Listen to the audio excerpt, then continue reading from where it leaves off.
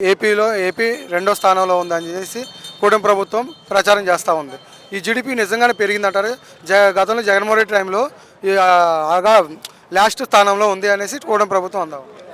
మీ మనస్సాక్షి ఉంటే టీడీపీ వాళ్ళకి జగన్మోహన్ రెడ్డి గారు ఉన్నప్పుడు టీడీపీ వాళ్ళు ఉన్న జీడిపి పబ్లిక్లో బయట పెట్టండి. ఆటోమేటిక్గా తెలిసిపోయింది. మీ మీడియా ఉంది కదా, TV5, ABN, ఈటీవీ, మొత్తం మీ మీడియా ఉందిగా. అప్పుడు మీడియా అది చూడండి, ఇది చూడండి, మీరే పెట్టండి.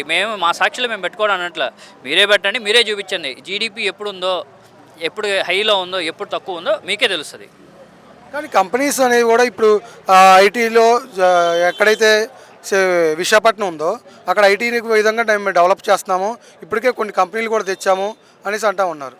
అట్లానే 99 పైసలకే భూమి ఇచ్చి మేము ఇండస్ట్రీస్ని ఆకాశం చేస్తాం అనేసి కూటమి ప్రభుత్వం అంటా ఉంది. ఇప్పుడు నేను 99 పైసలకి భూమి ఇస్తా అంటున్నారు.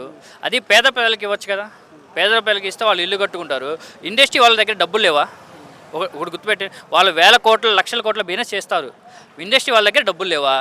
వాళ్ళకి ఒక 5 లక్షలు వాళ్ళు కట్టలేరా? 5 లక్షలు పెట్టి మనకి ఒక ఇన్కమ్ పెరుగుతుంది కదా. ఆ ఇన్కమ్ ద్వారా వేరే పథకానికి మనం రొటేషన్ చేసుకోవచ్చు కదా.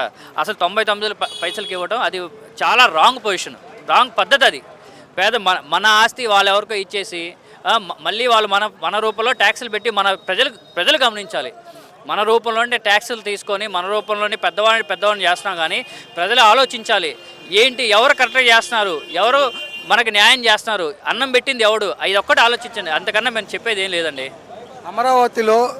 అమరావతి అనేది పూర్తి అవుతుందంటారా, అవ్వలేదంటారా? ఇప్పటి వరకు అమరావతి ఎక్కడ పూర్తయిందండి?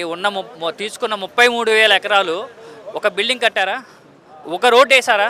సరే, 33,000 రైతుల దగ్గర తీసుకున్నారు. వాళ్ళు కరెక్ట్గా ఫ్లాట్లు ఇచ్చారా? మనం చూసారా, ఒక అతను చనిపోయాడు, వాళ్ళ సామాజిక వర్గనే చనిపోయాడు. మరి వాళ్ళకి ఆన్సర్ ఏం చెప్తారు? వాళ్ళ ఫ్యామిలీకి మీ సమాధానం ఏం చెప్తారు? ఓకేనా? అమరావతి డెవలప్ ఉన్న 5,000 ఎకరాల్లోనే డెవలప్ చేసి బిల్డింగ్స్ ఉన్న బడ్జెట్లోనే చాలా నీట్గా కట్టుకోవచ్చండి. ఓకే, నీట్గా కట్టచ్చు. 30,000 ఎకరాలు, 1,00,000 ఎకరాలు అవసరం లేదు. ఉన్న దాంట్లో నీట్గా కట్టుకుంటే చాలు. రాజధాని సూపర్గా ఉంటుంది. ఒక 5,000 ఎకరాల నీటి కట్టుకుంటే చాలండి. వేల కోట్లు, లక్షల కోట్ల అప్పులు తెచ్చి అది ప్రజల మీద భారం వేసి వీళ్ళు ఈ 5 సంవత్సరాలు ఉంటారు, మళ్ళీ వెళ్ళిపోతారు. ఎవరు బాధపడేది? ట్యాక్స్ పే చేస్తున్న ఎవరు? ప్రజలు. మేమే కదా ప్రతి దానికి ట్యాక్స్ పే చేస్తున్నాం. వాళ్ళ ఇంట్లో సొమ్ము, వాళ్ళ ఇంట్లో ఆస్తులే ఇవ్వరు కదా మనకి. అదండి. కానీ ఈ కల్తీ లడ్డా విషయంలో సిట్ కానీ సిబిఐ కానీ ఒక రిపోర్ట్ ఇచ్చినా కూడా సుప్రీంకోర్టుకి ఇప్పటికీ కూడా మళ్ళీ వాళ్ళు ఫ్లెక్సీ వేయడం, దీన్ని ఎలా చూస్తారు? ఫ్లెక్సీ వేయడం ఏంటంటే వాళ్ళ తప్పుని కప్పిపుచ్చుకోవడానికి, జనాలు జగన్మోహన్ రెడ్డి మీద బ్యాట్ చేయడానికి ఈ కల్తీ లడ్డు ఫ్లెక్స్ రోడ్డు మీద ఇచ్చేశారు.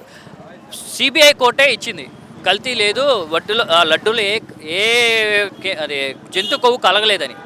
సిబిఐ కోర్టు ఇచ్చినా కూడా సిబిఐ కోర్టుని వీళ్ళు తప్పుబట్టి ప్రజలకు ప్రచారం చేస్తున్నారంటే ఆ దేవుడు వెంకటేశ్వర స్వామి చాలా పవర్ఫుల్ అండి. కలియుగ దేవుడు చాలా పవర్ఫుల్.